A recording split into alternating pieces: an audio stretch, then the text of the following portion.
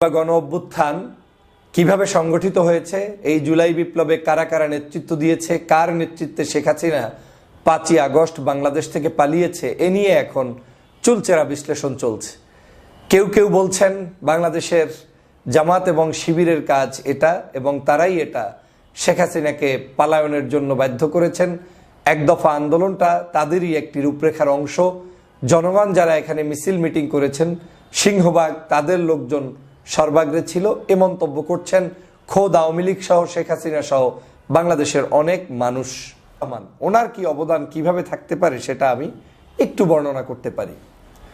উনি তুরস্কে আসেন 23শে জুন, সম্ভবত 23শে জুন সকালবেলা, তুরস্কের ফজর হওয়ার কিছুক্ষণ আগে উনি তুরস্কে ল্যান্ড করেন। ল্যান্ড করার পরে উনি আমাকে ফোন দেন যে আজকের আমি মাত্র এসে নেমেছি, নামাজ কালাম পড়বো, হোটেলে রেস্ট নিব, তোমাকে পরে জানানো হবে তুমি কোথায় কোন জায়গায় আমার সাথে সাক্ষাৎ করতে পারবে। আমি অত্যন্ত খুশি হয়েছি, ওনার সাথে আমার জীবনে দেখা হয়নি, এই প্রথম সাক্ষাৎ হবে। আমি সন্ধ্যার মধ্যে উনি যেখানে আসতে বললেন আয়া সোফিয়া মসজিদে আমি উপস্থিত হলাম, সেখানে ওনার সাথে সাক্ষাতে মিলিত হলাম, নামাজ পড়ে কোলাকুলি করলাম। তারপরে টি ব্রেকের একটি ছোট্ট আয়োজনের মতো তিনি আমাদেরকে সবাইকে, ওখানে আরও যারা উপস্থিত ছিলেন, চা কফি বা এ জাতীয় কিছু আমাদেরকে উপস্থাপন করলেন, আমরা সেটা ভোগ করলাম। তারপরে ওনার সাথে একটু ট্রেনে ছোট্ট জার্নি করার সুযোগ পেলাম। সেই ট্রেনে যাওয়ার পথে তার চেয়ারের পাশের চেয়ারটাতে আমাকে বসালেন। আমাকে বসিয়ে বাংলাদেশ সম্পর্কে বিভিন্ন মন্তব্য বক্তব্য দিচ্ছেন। স্বভাবতই আমি খুব বিষণ্ণ ছিলাম, মন খারাপ ছিল যে বাংলাদেশ থেকে দীর্ঘ 6 বছর পরে এসেছি, আবার 24 সালেও শেখ হাসিনার নির্বাচন আর একটা সুষ্ঠুভাবে, অনৈতিকভাবে, অবৈধভাবে তিনি করে ফেলেছেন। তার 29 পর্যন্ত তো আর বাংলাদেশে যেতেই পারবো না, আর ভবিষ্যতে যাব কি যাব না তাও তো কোনো নিশ্চয়তা নাই। সে কারণে দুঃখ বরাক্রান্ত হৃদয় নিয়ে বাংলাদেশের যত বড় বড় রাজনৈতিক দল যখনই আমার সাথে কথা বলেন, জানতে চাইতাম আপনার পরিকল্পনা কি হতে পারে। আমি ডাক্তার শফিকুর রহমান সাহেবের প্রতি কৃতজ্ঞতা জানাই। ওনাকে আমি জিজ্ঞেস করলাম, হুজুর আমাদের কি হবে, কি করতে পারি, আপনারা কি করছেন? উনি বললেন বাংলাদেশে একটি বিপ্লব হতে হবে। তো উনি বললেন বাংলাদেশে একটি বিপ্লব হতে হবে, এবং এও বললেন বাংলাদেশে একটি বিপ্লব হবে। আমি ট্রেনে, আমি এই আল্লাহকে হাজির রেখে এই রমজান মাসে এই সত্য কথাগুলো প্রকাশ করছি, এজন্য জাতির জেনে রাখা দরকার যে বিপ্লব এবং এই গণ অভ্যুত্থানের সূত্রপাত কোন জায়গা থেকে, কোন ব্যক্তির মুখ থেকে কিভাবে এসেছে, এবং সেটা আজকের আপনাদেরকে প্রকাশ করছি। 23শে জুন ওনার সাথে সন্ধ্যায় আমার সাক্ষাতে তিনি বলছেন বাংলাদেশে একটি বিপ্লব হবে। আমি তখন মনে মনে হাসলাম এজন্য, আমরা যারা ইসলামিক বাংলাদেশে রাজনৈতিক দলগুলোর সাথে সম্পৃক্ত থেকে রাজনীতি করছে, সবারই একটি চিন্তা থাকে বিপ্লব হবে, ইসলামী বিপ্লব হবে, হুকুমত হবে, দিন কায়েম হবে, ধর্মভিত্তিক বহু বক্তব্য থাকে। তো সেই শব্দ চয়নের জায়গা থেকে আমিরে জামাত হয়তো বলেছেন একটি বিপ্লব হবে। তারপরে উনি শ্রদ্ধেয় ব্যক্তিত্ব, আমি চুপ করে শুনলাম, জানতে চাইলাম বিপ্লব কিভাবে হবে। বলে হবে, যে কোনো উপায়ে হবে, মানুষ জেগে উঠবে, সবাই মিলে সম্মিলিত প্রচেষ্টায় হবে, তবে সেটা হয়ে যাবে, এই বিপ্লবের জন্য প্রস্তুতি গ্রহণ করো। আমি ওনার এই বক্তব্যগুলো শুনে কিছুটা আশান্বিত হলাম, এবং আমি ওনার সফর সম্পর্কে কিছুটা অবগত হলাম। যদি আমি মিস্টেক না করি, উনি বাংলাদেশের এই রাজনৈতিক পট পরিবর্তনের অংশ হিসাবে উনি যে মুখ্য ভূমিকা পালন করেছে তার কিছু ইঙ্গিত তার এই বক্তব্যে পেয়ে যাই। উনি কয়েকটি রাষ্ট্র, উল্লেখযোগ্য পরাশক্তির কয়েকটি রাষ্ট্র তখন ভিজিট করেন, যেটা আমি জানি, এবং তুরস্কের পরেই এই ভিজিটগুলো সম্পন্ন হয়। তাহলে ওনার ভিজিটগুলো সম্পন্ন হয় 23শে জুনের পরে। বাংলাদেশে জুলাইয়ের আন্দোলন শুরু হয়ে যায় 23শে জুনের পরে। আর আমার সাথে, তার সাথে সম্ভবত 24 অথবা 25শে জুন কথা হয়। তিনি যখন তুরস্ক থেকে চলে যাবেন 25শে জুন সম্ভবত, বা 26শে জুন, এরকম একটি সময় ফোনে আবার কথা হয়। তিনি বলেন ফোনে কন্ট্যাক্ট থাকবে, যোগাযোগ রাখিও। এর পরবর্তীতে উনি আমাকে 26শে জুলাই হঠাৎ একদিন মেসেজ পাঠান হোয়াটসঅ্যাপে, যখন বাংলাদেশে জুলাইয়ের আন্দোলন একেবারে ঘনীভূত হয়ে গিয়েছে, জমে গিয়েছে, সর্ব জায়গায় আন্দোলন আন্দোলন, শেখ হাসিনার পতন নিশ্চিত হচ্ছে, এবং সেই কঠিন পরিস্থিতির মধ্যে হঠাৎ করে উনি আমাকে একটি মেসেজ পাঠান আসসালামু আলাইকুম বলে। ইংলিশে মেসেজটার সার মর্ম হচ্ছে, তুমি এই বিশেষ অ্যাপসটি ডাউনলোড করো, তোমার সাথে হয়তো আমার যোগাযোগ রক্ষা করতে হলে এই জায়গায় কথা বলতে হবে। আমার হঠাৎ করে মাথা একটু হলেও চিন্তায় পড়ে গেলাম যে লোকটার সাথে আমার যখন হোয়াটসঅ্যাপে কথা হবে, সেই লোকটা আমাকে বিশেষ কিছুর মাধ্যমে যোগাযোগ করতে চায়, আন্দোলন চলমান, তাহলে এর মধ্যে কিন্তু আছে। আমি জানার চেষ্টা করলাম, বোঝার চেষ্টা করলাম, বিভিন্নভাবে আমি জানতে পারলাম বাংলাদেশের যে আন্দোলন চলমান রয়েছে, এই আন্দোলনে জামাত শিবির তাদের জীবনের সর্বোচ্চ মূল্য নিয়ে ঝাঁপিয়ে পড়ার জন্য কেন্দ্র নির্দেশিত বিশেষ পদ্ধতিতে তারা অবলম্বন করেছে। এবং আমি এও জানতে পারলাম ঢাকা শহরে তারা সর্বোচ্চ এই প্রায় 15-20 দিন পর্যন্ত বিভিন্ন জায়গা থেকে, প্রান্ত থেকে চিরা মুড়ি ডাল যে যেভাবে পেরেছে, যার যেখানে অবস্থান করার সুযোগ এসেছে, তারা তাদের সেই লক্ষ লক্ষ নেতাকর্মী নিয়ে উপস্থিত হয়েছে। আমার কাছে থাকা তথ্য অনুযায়ী আমি তখন জানতে পেরেছি 25 থেকে 30 লক্ষ এডিশনাল পিপল, যারা কাউন্টেড ছাড়া জামাত শিবিরেরই নিজেদের ডেডিকেটেড পিপলদেরকে ঢাকা শহরে নিয়ে আসতে সক্ষম হয়েছে। কম বেশি হতে পারে, মিডিয়ায় এক ধরনের তথ্য আসতে পারে, এমনকি অনেকে 50 লক্ষও বলেছেন, যদিও আমি সেটাকে খুব একটা গুরুত্বের সাথে দেখি না। আমি 25-30 লক্ষ জামাত শিবির আসতে পারে এ ধারণাটা আমার আছে। তো যখন শফিক সাহেবের ওই মেসেজ পেলাম 26শে জুলাই, তখন আমি আমার কাছে অবস্থানরত দুজন ভাই ছিলেন তুরস্কে। আমি এগুলা কেন বলছি, আপনারা ভবিষ্যতে তাদের ইন্টারভিউ নিতে পারবেন, সাক্ষী নিতে পারবেন। একটা ছেলে হচ্ছে তুরস্কে পড়াশোনা করে, নাম তানভীর, ফেনীতে বাড়ি। আর একজন ভদ্রলোক যে আমাকে আশ্রয় দিয়ে সাহায্য করেছে, সহযোগিতা করেছে, তার নাম শহীদ রাহাত, একজন ব্যবসায়ী, বিশিষ্ট ব্যক্তি। এই তানভীর এবং শহীদ রাহাত, এই দুই ব্যক্তির কাছে আমি কিছু কিছু বিষয় শেয়ার করতাম যে আজকের এই ঘটনা ঘটতে পারে, আমার কাছে মনে হচ্ছে আমিরে জামাতের এই বক্তব্য কোনো একটা সিগন্যাল বহন করছে। তো তারা হতভম্ব হতেন, বলতেন না ভাইয়া এগুলা হতেও পারে, নাও হতে পারে। তখন আমি বলতাম যে ডাক্তার শফিকুর রহমান সাহেব আমাকে যখন যে বক্তব্য দিয়েছে, কখনোই কোনো কিছু ফলস উদ্বুদ্ধকরণ কিংবা ইনফরমেশন তিনি দেয়নি। তিনি কথা কম বলেন, কিন্তু যেটা বলেন সেটা আদতেই অনেক কথা বলেন। এর বাইরে অনেক কথা, জেল জুলুম অত্যাচার, কি অবস্থা, কেমন দেশ কেমন যাচ্ছে, সেগুলো নিয়ে ভিডিও করলে আপনাদের 3 ঘন্টায়ও শেষ হবে না। শফিক সাহেবের সাথে আমার কি কি কথা, এগুলো বলার সুযোগ নেই, আর এটা আমি বলতেও চাই না। আমি শুধু এই কথাটাই বলতে চাই যে এই বিপ্লবের তিনি একজন সাথী কিভাবে হলেন, তার যে গোপন একটি পরিকল্পনায় এগুলো হতে পারে, সেই জায়গাটা জাতির ইতিহাসে যাতে লিপিবদ্ধ থাকে, সেজন্য আজকের ডেট সহ ম্যান সহ আমি আপনাদেরকে বলছি। ওনার এই অ্যাপসের পরে আমি ওনাকে অ্যাপসে মেসেজ পাঠালাম, সাথে সাথে উনি হয়তো 1-2 ঘন্টা পরে বা 6 ঘন্টা পরে রিপ্লাই আসলো, please pray for our victory, আমাদের স্বাধীনতার জন্য, নতুন স্বাধীনতার জন্য তুমি আমাদের জন্য দোয়া করো। এবং আমার বুঝতে আর বাকি নেই যে বাংলাদেশের এই জায়গাটায় তিনি কি অবদান রাখছেন।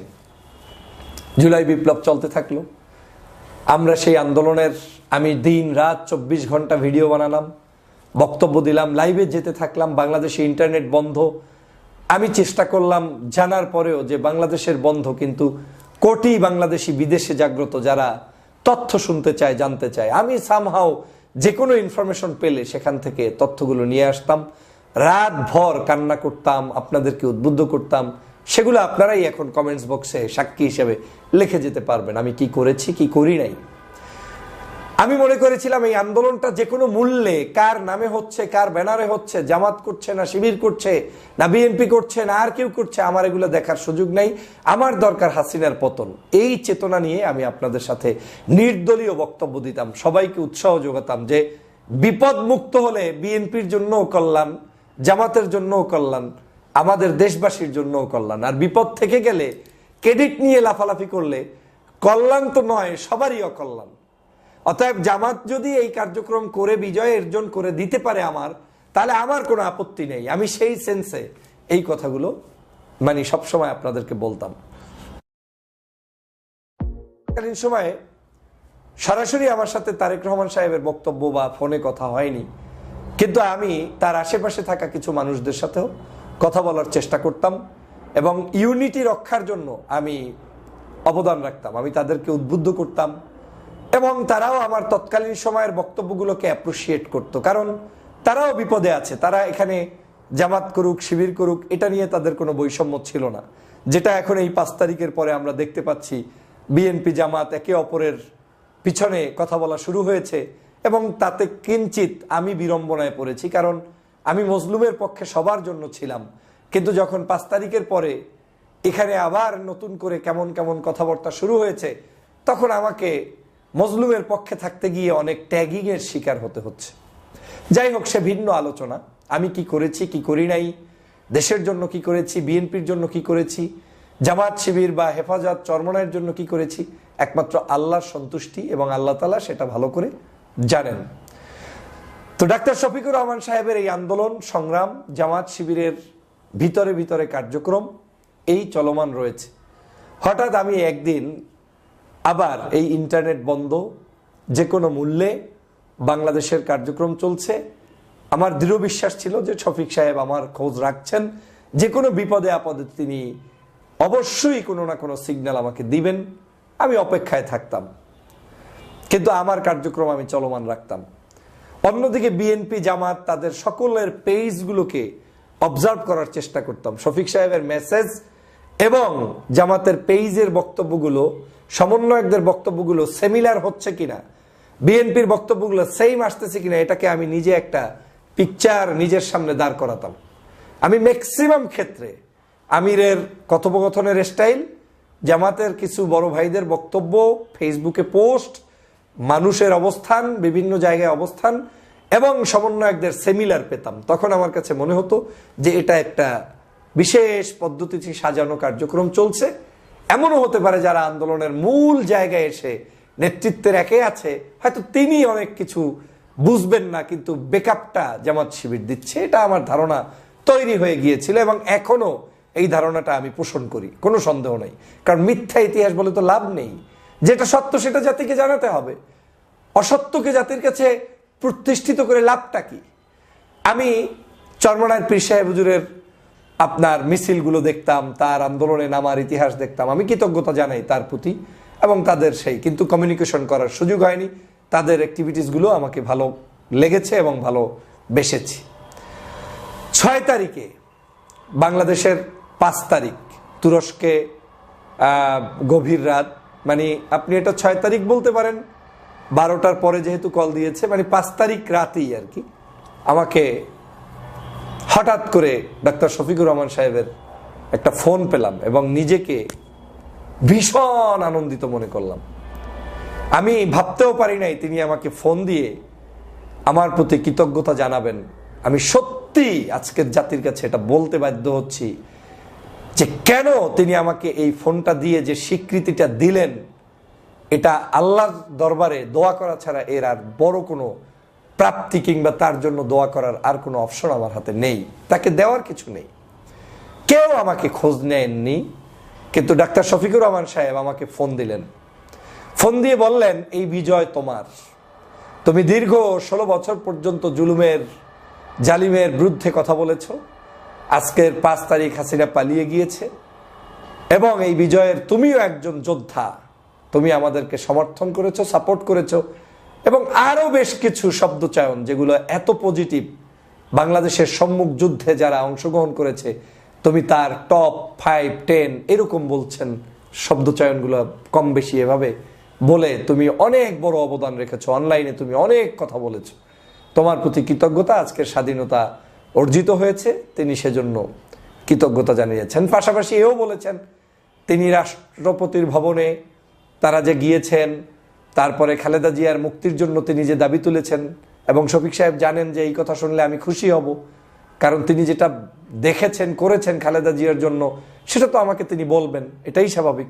দেশনেত্রী খালেদা জিয়ার মুক্তির জন্য উনি সেখানে সর্বাগ্রে ভূমিকা পালন করেছেন, বলেছেন যে তাকে মুক্তি দিতে হবে। প্রেসিডেন্ট তখন নাকি প্রশ্ন তুলেছিলেন, মানে আমার শব্দচয়নে ভুল হতে পারে, যে কিভাবে কোন প্রক্রিয়ায়, তখন নাকি তিনি এইভাবেই বলেছিলেন যে যে প্রক্রিয়ায় আমরা এখন কথা বলছি কিংবা দেশ শাসন করার জন্য বসেছি, সেম প্রক্রিয়ায় তাকে মুক্তি দিয়েই দিতে হবে। এবং একদিনের মধ্যেই আপনারা দেখেছেন খালেদা জিয়ার মুক্তির বিষয়টি জাতির কাছে চলে এসেছে। আমি সেজন্য ডাক্তার শফিকুর রহমান সাহেবের প্রতি কৃতজ্ঞতা জানাই।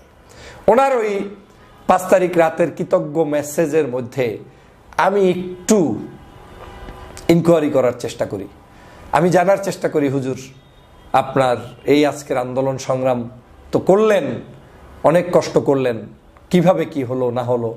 সংক্ষিপ্ত বক্তব্যে যেটা হলো, ফয়জুল তুমি তো সবকিছুই বোঝো, এখানে আমরা চাইলে আমাদের সংগঠনের নাম কিংবা আমাদের ছেলেদের নাম আগে প্রকাশ করে হয়তো দিতে পারতাম, কিন্তু একটি বিজয় অর্জনের জন্য অনেক স্যাক্রিফাইস করতে হয়। আমরা জামাত নির্যাতিত হয়েছি, আমাদের দল বন্ধ করে দেওয়া হয়েছে, কিন্তু তাই বলে তো আমি আমার এই দলকে শুধুমাত্র সামনে প্রমোট করে জাতীয় ঐক্য বিনষ্ট করতে পারি না। আমরা আমাদের সব কিছু ঝেড়ে দিয়ে আমাদের সকলের সিদ্ধান্ত মোতাবেক আমরা এটাকে জাতীয় ঐক্যে রূপান্তরিত করেছি। আমরা এখানে ক্রেডিট নিতে চাইনি, কিন্তু এর সমস্ত জায়গায় আমাদের ছেলেপেলে কিভাবে কোথায় কাজ করেছে, ফয়জুল এটা তুমি তো ভালোই বুঝতে জানো, এবং এটা আমাদের পরিকল্পনায় হয়েছে।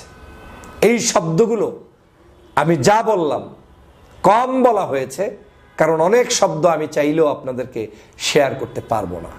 আমি সেদিন ফেস দ্য পিপলের টকশোতে, পরের দিন সম্ভবত 5 তারিখেও আমার টকশো হয়েছে, এর পরের দিনও 2-1 দিনের মধ্যে টকশো হয়েছে, আমি ওখানে ইতিহাসের সাক্ষী হিসাবে ডাক্তার শফিকুর রহমান সাহেবের নাম উচ্চারণ করেছিলাম, বিএনপির জনাব তারেক রহমানের নাম উচ্চারণ করেছিলাম, অন্য দলের সবার কথা বলেছিলাম, কিন্তু শফিক সাহেবের কথাটা আমি যেহেতু 1 to 1 জানি, আমাকে যেহেতু সরাসরি কথা হয়েছে, আমি তার নাম উচ্চারণ করেছি। আমি আজকের এই কথাগুলো এই জন্য বললাম, এই আন্দোলন, এই সংগ্রাম, আমরা বাংলাদেশের সবার অবদান, কিন্তু আমাদেরকে মনে রাখতে হবে অর্জন হওয়ার পরে আমরা সবাই মিলে অনেক কিছু করি। আজকে দেখেন, যদি সত্যি আওয়ামী লীগের মতো কোনো পুলিশ থাকে, 5-10 হাজার পুলিশ যদি আপনার সামনে এসে নেমে ঠাস ঠাস করে আপনার বিরুদ্ধে গুলি করা শুরু করে দেয়, দেখবেন কারা কারা আবেদন করছেন, নিবেদন করছেন, এই দেশ আপনি করছেন, আমি করছি, অনেকেই সেখান থেকে হারিয়ে যাবে। এটাই বাস্তবতা। জুলুমের মধ্যে নেতৃত্ব দেওয়া খুব কঠিন, কিন্তু ওই জুলুমের মধ্যেও যে সঠিক পরিকল্পনায়, হোক সেটা গোপনে, হোক সেটা প্রকাশ্যে, হোক সেটা ভিন্ন পলিসি অবলম্বন করে, যে পদ্ধতিতেও হোক না কেন, যুদ্ধে আমার জয়যুক্ত হতে হবে। অতএব জামাত শিবির যদি গোপনে কোনো কাজ করে থাকে, প্রকাশ্যে কিছু করে থাকে, কিংবা ইন্টারনালি কোনো রাষ্ট্রের সাথে কমিউনিকেশন করে কারোর সাথে তার যদি একটা চুক্তিও হয়ে থাকে, তারপরেও যদি এই জুলুমের অবসান তিনি ঘটাতে পারেন, দিস ইজ নেম কল নেতৃত্ব। এটাকেই বলে আপনার সত্যিকারই লিডারশিপ, এবং এটাই হচ্ছে পলিটিক্সের অংশ।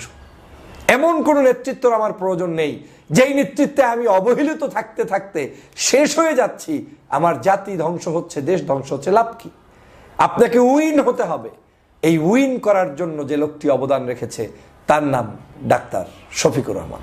আমি আজও তাকে এই বক্তব্যের মাধ্যমে স্বীকৃতি দিয়ে গেলাম। ইতিহাসের পাতায় এটা লেখা থাকবে।